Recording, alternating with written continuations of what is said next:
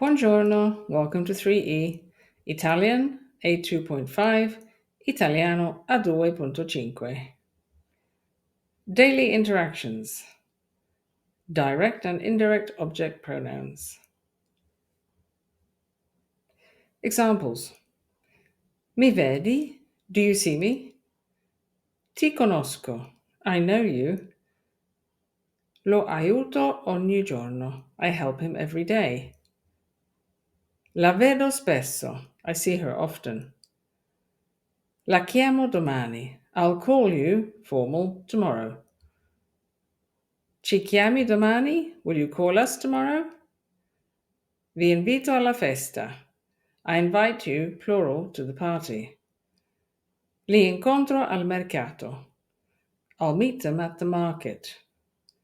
Le compro oggi. I'll buy them. The apples today. Explanation. Direct object pronouns replace the person or thing that receives the action directly.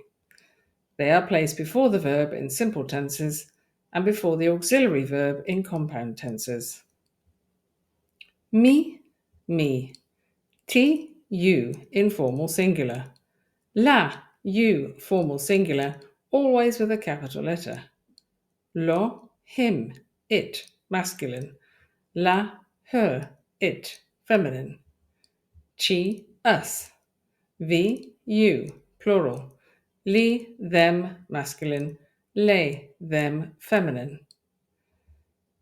Common verbs that take a direct object include vedere, to see, ascoltare, to listen to, chiamare, to call, aiutare, to help, conoscere, to know someone, incontrare, to meet, leggere, to read, scrivere, to write something, comprare, to buy, mangiare, to eat. When two verbs appear together, for example, volere plus infinitive, potere plus infinitive, dovere plus infinitive, want, can, and must, the direct or indirect object pronoun can be placed before the first verb or attached to the infinitive, forming a single word. The second option is more natural. Ti voglio vedere. Voglio vederti. I want to see you. Lo posso aiutare? Posso aiutarlo. I can help him. La devo chiamare. Devo chiamarla. I must help her, or I must help you if it's a capital L. Exercise.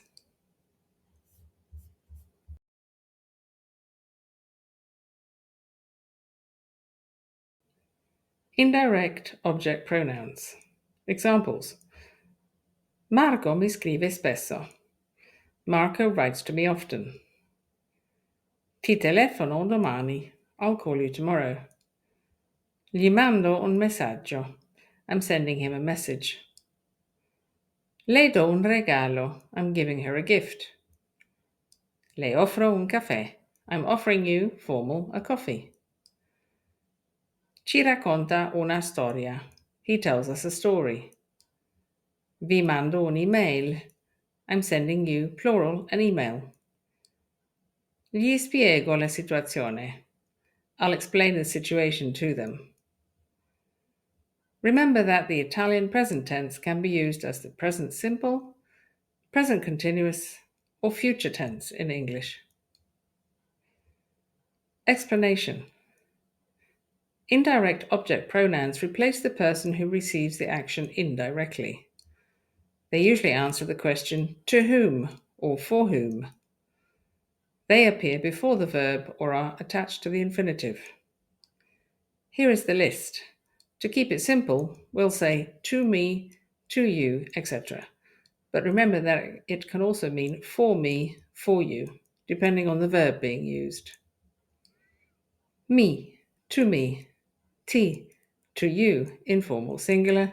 Gli, to him, to it. Le, to her, to it. Le, with a capital L, to you, formal singular. Ci, to us. Vi, to you, plural. Gli, to them, masculine or feminine.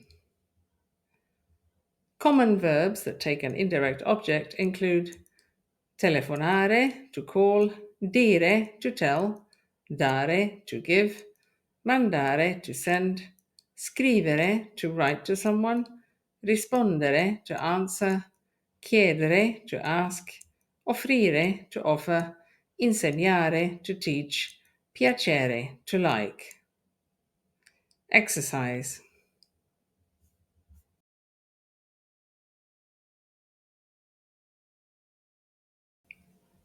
Pronoun placement and word order. Examples. Ti vedo ogni giorno. I see you every day. Voglio vederti. Ti voglio vedere. I want to see you. Lo ascolto. I'm listening to him. Non lo conosco. I don't know him. Posso scriverti domani? Can I write you tomorrow? Explanation. Pronouns normally come before the verb wherever possible. When two verbs are used together, for example, volere, vedere, the pronoun can be attached to the infinitive or placed before the first verb. Voglio vederti or ti voglio vedere. But as we have said before, voglio vederti is more natural. In compound tenses, it comes before the auxiliary. L'ho visto, I saw him, and l'ho ascoltata, I listened to her. Exercise.